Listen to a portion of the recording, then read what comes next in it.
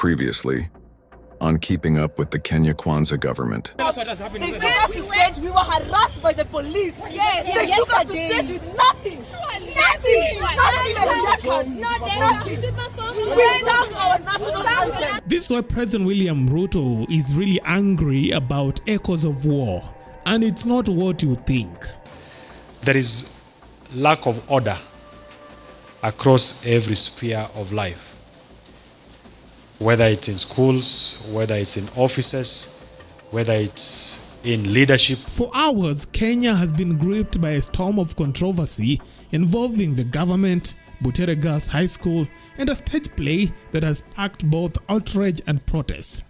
We sang our national anthem and we said we are not performing without our rights. We are just mere as our rights. What is happening? What happened? We cannot get our performance. We haven't here.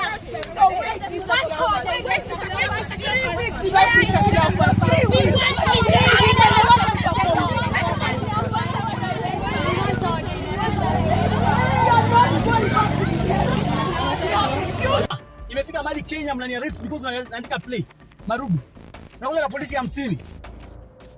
Nimefanya makosa gani? At the center of it all, a performance titled Echoes of War, directed by none other than Cleophas Malala, a politician turned playwright whose latest production has ruffled feathers at the highest levels of government.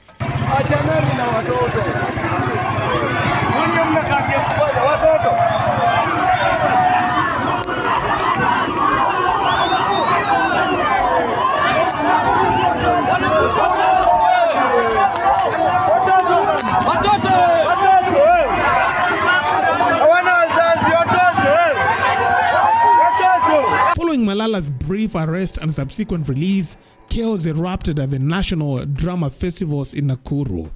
Tear gas filled the air near the Butere Girls delegation, sparking public outcry and raising questions. Why would the state come down so hard on a group of high school students? Was the crackdown truly about a school play, or was something deeper at play? Let's find out. On Thursday, the government finally broke its silence.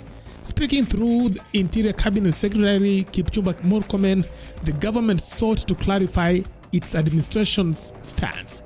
The president has no issue with the students of Butere Girls or the content of the play. The concern lies squarely with its director, Cleophas Malala. Kufika kwamba imefika mahali ambapo jiulize kama Mkenya, inawezekanaje kwamba mwanaharakati wa siasa ndio sasa ni mwalimu mkuu mwenye anaandikia wanafunzi mambo ambayo yanasema na anatumia wanafunzi kusema mambo ya kisiasa. Jameni, ni kwa sababu hata kama unadharau serikali kiasi gani ama unadharau shule kiasi gani, tunajua ya kwamba wanafunzi wetu wako na walimu, na ingebidi sisi wanasiasa, wale wote ambao wanafanya siasa, tunawaomba muachie walimu wafanye kazi yao. The statement marks a pivotal moment in the saga, reframing the incident not as an attack on students' freedom of expression, but as a warning to politicians who, in the government's view, may be using schools as platforms for political messaging. Kwa uhuru ya kujieleza na uhuru ya kufanya expression, sisi kama idara, kazi yetu ni kulinda haki za binadamu wote, ikiwa pamoja na wanafunzi wetu wakiwa na uhuru ya kujieleza na uhuru ya masomo na uhuru ya kusomeshwa kama wanafunzi wetu. Na atungependa kabisa kwamba mambo yanayohusikana na masomo ya watoto wetu ielekezwe kwa upande ya kwa mambo ya security ama insecurity, kwa sababu kazi yetu ni kulinda watoto wetu. Uhuru ya watoto wetu kusema lazima ulindwe, na pia wakati tunasomesha watoto wetu lazima tuwapatie nafasi wa kupata masomo ya kila aina bila kusema kwamba tunasurutisha kwa njia moja ama nyingine. Lakini pia tuko na jukumu kama wazazi na kama serikali kuhakikisha masomo yenye inafanyika shuleni sio ile yenye inaleta watoto wetu katikati ya wanasiasa.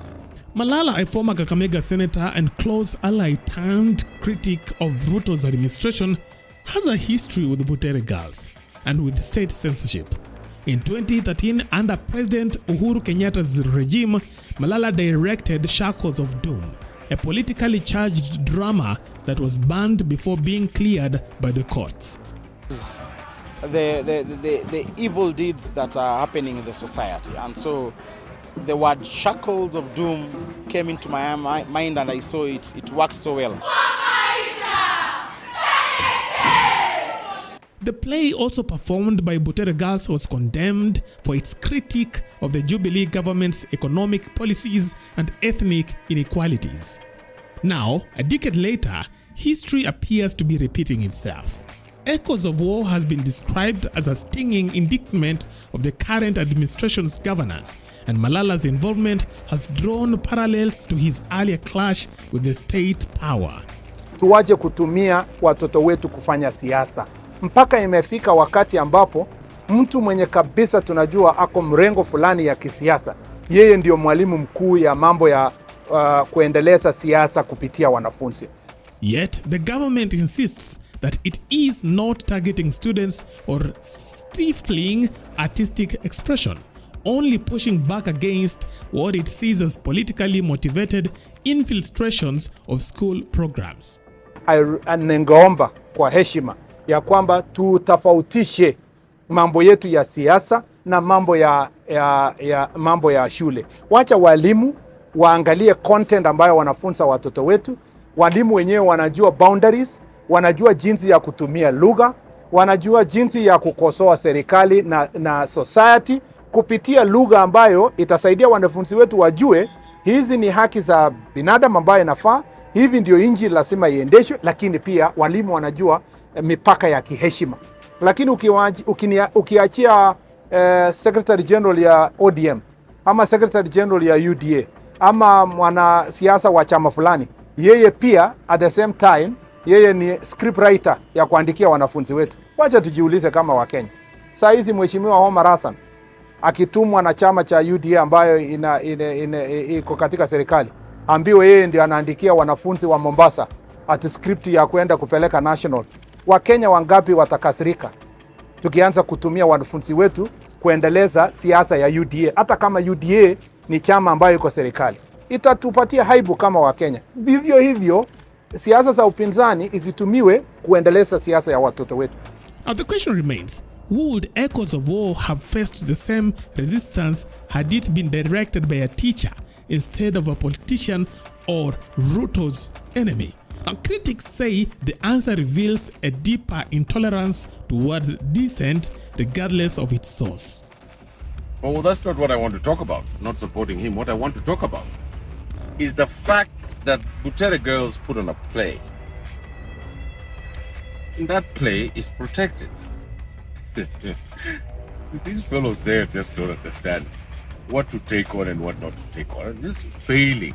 You know, they're just so, they're failing because of stupidity, just making stupid things because everything comes from one power center and they kind of know what he wants and how he wants it and why, and they play on his ego. They rub it, they caress it, and they keep saying, Otongoria Jamba, in this case, Orkoyot.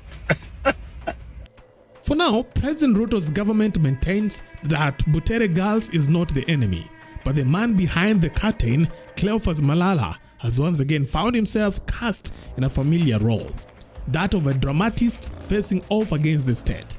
And this time, the script is all too familiar. Thank you. Government stopped Butere Girls from performing? The government did not stop Butere Girls from performing. Can you rephrase that question? You are very, very aware that the students were allowed to perform at 8 o'clock.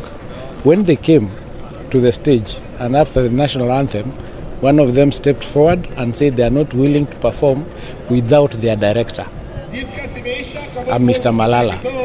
Mr. Malala is not a teacher in Butere, he's not a director in Butere, he's not a director of that play. So the students, of their own volition, decided not to participate.